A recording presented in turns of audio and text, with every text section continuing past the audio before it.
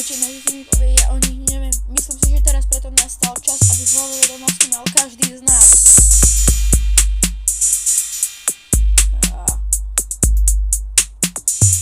Znie to divne, lebo s kyselým neprežili zábavu auta, nikdy by ste nepoužili. Ešte aj vodu som v tejto skupine, ale len niekedy záleží od pH.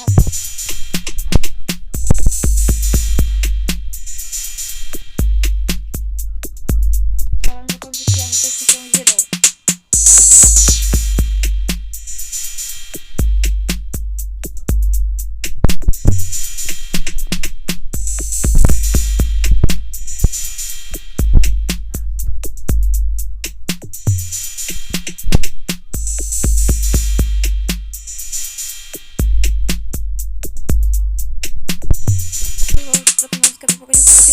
Potom hydronymu sa volajú reakcie s kyselovou vodkou, existujú kyseliny B-kyslíka T, väčšinou sú to zlúčeniny dvojprvkové, čo obsahujú prvok kyslicu kyslíka T, povedia vo všetkých učebných listých.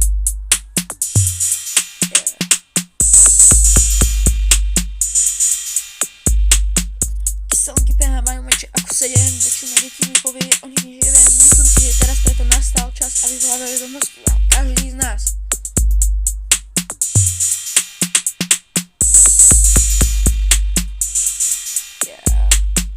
Kyslota žehličia, bulový a losný strom preto nevidí iné pýta sa každého kde si a trvá mu to ale dlho veľmi. Tento žehličí aj monometry vermi. No kyseliny sú aj dobre nielen zlé, vitamín C totiž kyselý ascorbová je.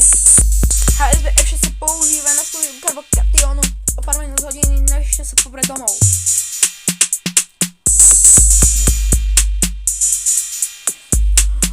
Kyselinky pH majú menšie ako 7, väčšina detí mi povie, ja o nich nič neviem. Myslím si, že teraz preto nastal čas, aby v hlave vedomosti mal každý z nás. Kyselinky pH majú menšie ako 7, väčšina detí